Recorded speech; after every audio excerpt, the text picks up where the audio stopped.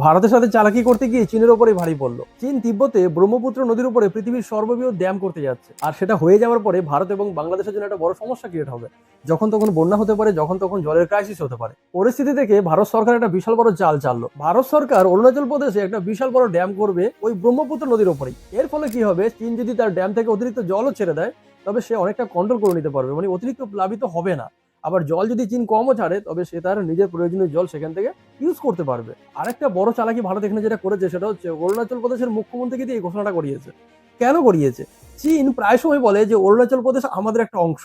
চীন অনেক সময় তার ম্যাপের মধ্যেও অরুণাচল প্রদেশকে ঢুকিয়ে নিয়েছে। এই নিয়ে ভারত আর চীনের মধ্যে কিন্তু প্রায় বিবাদ হয়েছে। এই জন্যই মোদী যে চালাকি করে অরুণাচল প্রদেশের মুখ্যমন্ত্রীকে দিয়ে ঘোষণা করালো যে আমরা ভারত সরকার একটা ড্যাম করতে যাচ্ছি ব্রহ্মপুত্র নদীর উপর দিয়ে।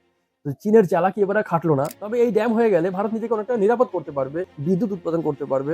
তবে বাংলাদেশের জন্য কিন্তু সমস্যা সমাধান হচ্ছে না। বাংলাদেশে কিন্তু সমস্যা থেকেই যাবে।